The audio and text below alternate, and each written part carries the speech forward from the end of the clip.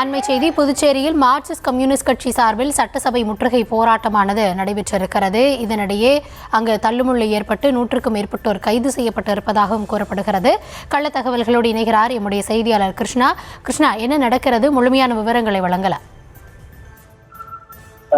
புதுச்சேரியில இந்த போலி மருந்து விவகாரம் பல்வேறு தரப்பினரிடையே பங்களிப்பை ஏற்படுத்தி வரக்கூடிய நிலையில பல்வேறு அரசியல் கட்சிகளும் இதற்கு எதிர்ப்பு தெரிவித்து 1000 கோடிக்கும் மேலாக இந்த முறைகேடு ஈடுபட்டிருப்பதாகவும் சம்பந்தப்பட்ட அரசு துறை அதிகாரிகள் மற்றும் அரசியல்வாதிகளை கைது செய்ய வேண்டும் என அரசியல் கட்சிகள் கோரிக்கை வைத்திருந்த நிலையில புதுச்சேரி மார்க்சிஸ்ட் கம்யூனிஸ்ட் கட்சி சார்பில் போலி மருந்து விவகாரத்தில் பாரபட்சமின்றி நடவடிக்கை எடுக்க வலியுறுத்தி தலைமைக்குழு உறுப்பினர் பாலகிருஷ்ணன் தலைமையில சட்டமன்ற முற்றுகை போராட்டம் நடைபெறும் என அறிவிக்கப்பட்டிருந்தது.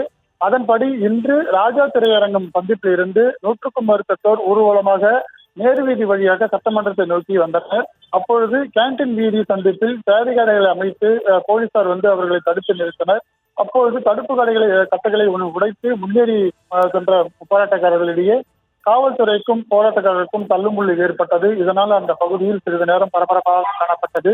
மேலும் போலீசார் அவர்களை தடுத்து நிறுத்தியதன் காரணமாக சாலையில் அமர்ந்து அவர்கள் போராட்டத்தில் ஈடுபட்டதால் அந்த பகுதியில் போர்க்களமாக காட்சியளித்தது.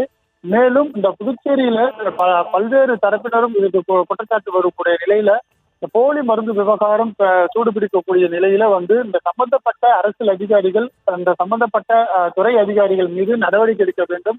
புதுச்சேரியில அனைத்து துறைகளிலும் ஊழல் மலிந்திருப்பதாக பாலகிருஷ்ணன் குற்றச்சாட்டுகளை முன்வைத்தார். இதனை தொடர்ந்து காவல்துறையில் இந்த போராட்டத்தில் ஈடுபட்ட 100க்கும் மேற்பட்டோரை கைது செய்திருக்கிறார்கள். விவரங்களுக்கு நன்றி கிருஷ்ணா.